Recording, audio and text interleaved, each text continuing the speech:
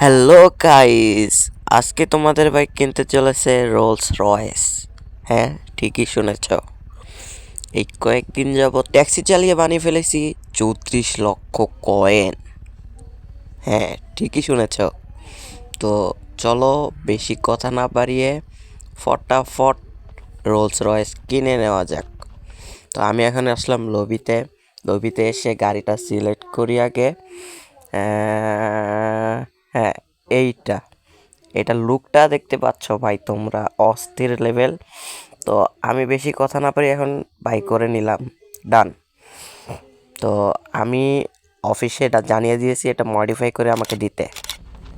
তো দেখতেই পাচ্ছ ভাই, মডিফাই করে দিয়ে দিয়েছে আমাকে গাড়িটা। তো এখন এটা নিয়ে আমি টেস্ট ড্রাইভে যাব। তো চলো যাওয়া যাক, ফার্স্টে এটার স্পিড টেস্ট হবে।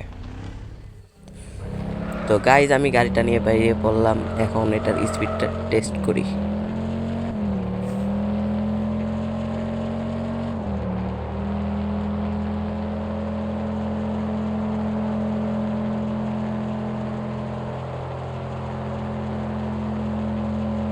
তো গাইজ, মোটামুটি স্পিড অনেক ভালো।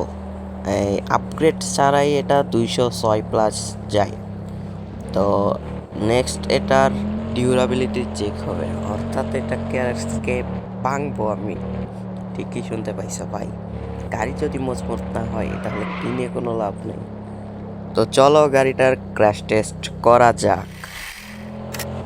তো আমি চলে আসলাম ডেজার্টে, এখন আমি গাড়িটার ক্র্যাশ টেস্ট করব। তো এমন বড় বড় পাহাড়ের উপরেও গাড়িটা ভালোই চলতেছে, দেখতেই পাচ্ছেন। মোটামুটি গাড়িটার ডিউরাবিলিটি ভালোই, কিন্তু সামনের বোনারটা ভেঙে গেছে, পিছন দিকেও খারাপ অবস্থা। বাট স্লো, একদম স্মুথলিভাবে চলতেছে গাড়ি ডেজার্টের উপরে। অন্যান্য গাড়ি ভালোভাবে চলতে পারে না, আমি চেক করেছি। তো লাস্ট আপনারা জানাবেন গাড়িটা কিনে কি আমি লাভ করছি নাকি লস হয়েছে আমার। তো গাইস, নেক্সট ভিডিওতে যদি এটার ফুল রিভিউ চাও তাহলে আমাকে কমেন্ট বক্সে জানাও, অ্যান্ড এটাকে কেমনভাবে মডিফাই করা যায় সেটাও আমাকে জানাবা, অবশ্যই অবশ্যই অবশ্যই।